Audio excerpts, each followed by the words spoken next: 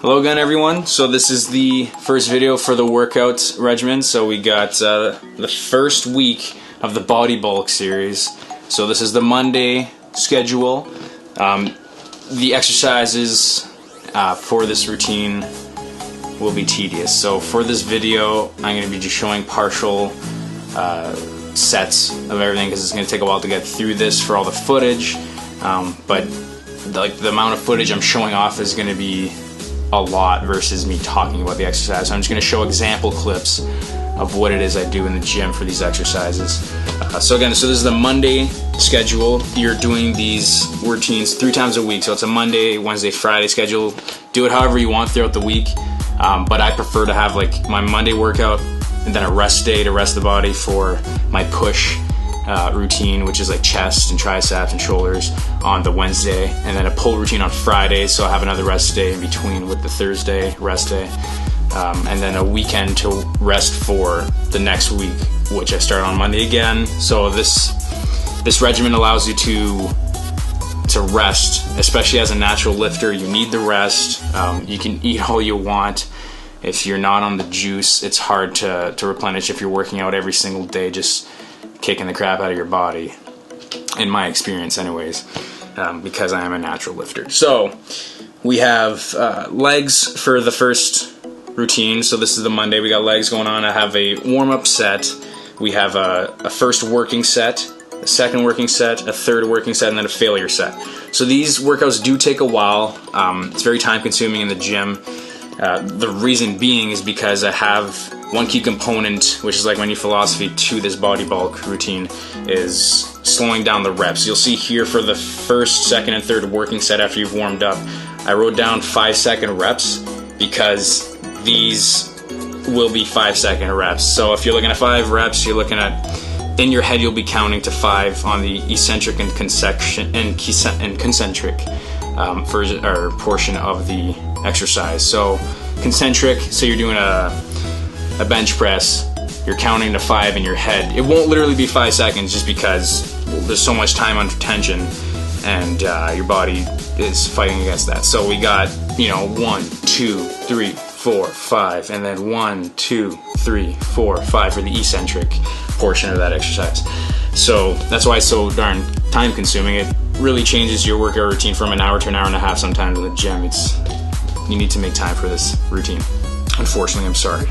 So the last set for these exercises is until failure. So I put down 3-second reps. So you'll be counting 1, 2, 3, 1, 2, 3 with roughly the same weight you've used for your working sets.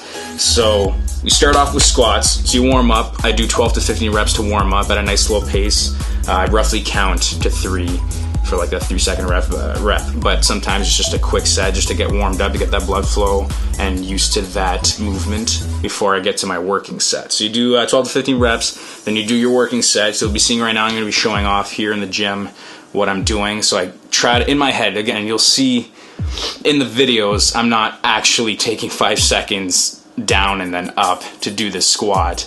It's just in my head I'm counting. So what it's doing is allowing me to properly perform this exercise and at least remain somewhat of the proper form.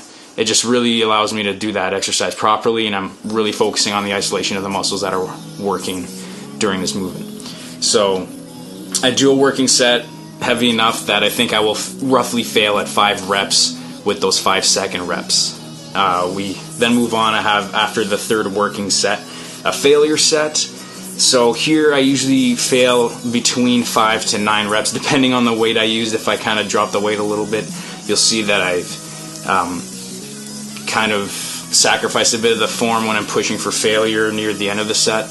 But anyways, just to failure, you just want to really work that muscle that just got pumped up for those sets. Then you move on after squats, you do your lunges. Same thing with this, you got your lunges, which would be your, basically it's like almost like a one-legged squat. So you'll be stepping forward. What I do during this though, after I do a warm-up set, you'll notice in the video that I actually do one side at a time.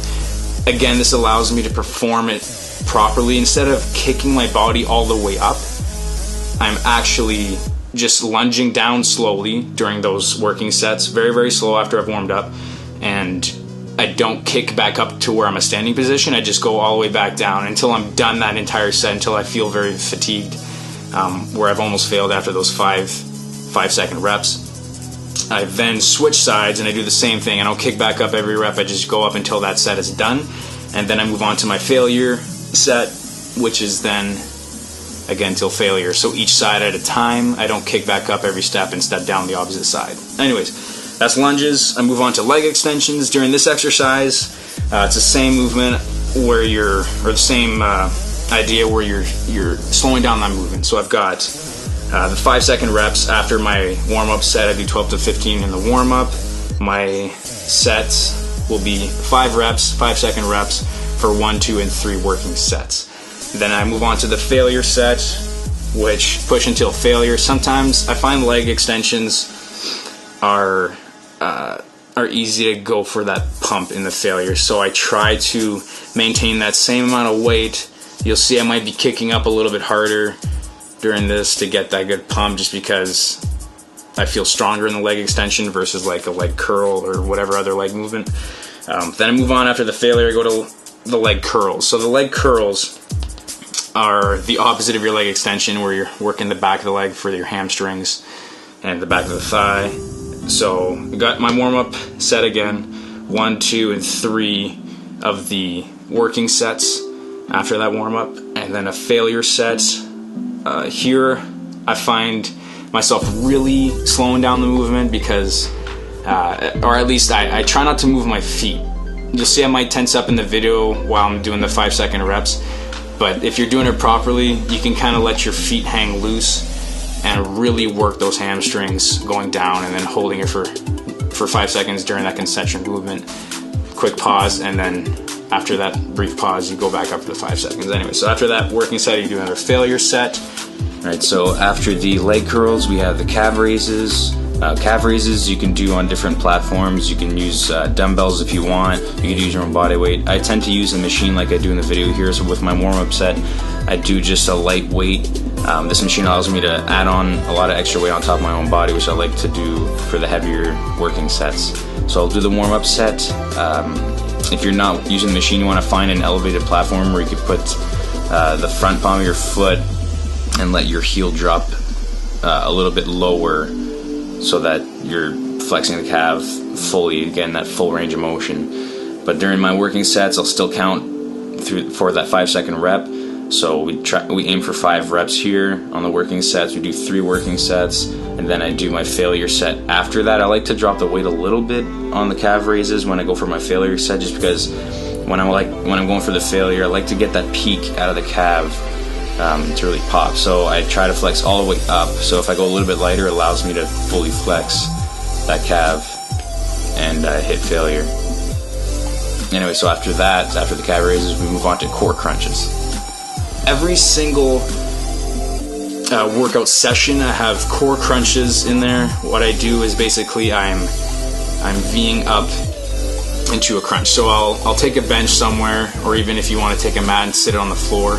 But what I tend to do is I'll sit on a bench and hold my body weight up into like a V position, and you'll see me holding just behind my glutes, holding up on the bench, and I'm kicking my legs up into a stiff motion where I become like a V, and almost not totally flat back down on the bench where you're laying flat on your back, but just enough where you're still engaging your abs, your core. So I do that until failure. I usually do roughly 60 sets during this. And what I do for the core crunches and stuff, and the core after every single session. So at the end of the workout sessions, I do those crunches, and then I move on to like back extensions. So what I'm doing is I'm basically just lifting my back on this little pulley system here. So you'll see I do roughly the same amount of reps. I do 60 reps, fail, and what I do is I superset these. So when I do my V crunches, I'll go from the V crunches to that back extension, and then I hop back to that bench that I just did the core crunches on. Do those same V crunches back to the back to the back extension, and then back again to core, and then back again. So I do 3 sets of each for a total of 6 sets at the end for your core. So what I like about the back extensions is that it helps keep your midsection tight. A lot of people argue that you're just basically making your muscles bigger, but the mentality of going until failure every set is basically you're toning your muscles. I find myself, if I'm doing high reps like that on my arms or chest, I'm losing weight, I'm just doing like an overburn set. So I'm basically toning my muscles. No matter how many calories you throughout the day, I just feel like I'm toning, I'm starting to lose weight. So I have that kind of mindset for my abs and my midsection. So I'll do some core crunches like that V crunch and those back extensions in like basically the sense that I am toning my midsection. I believe that this nation should commit itself to achieving the goal before this decade is out of landing a man on the moon.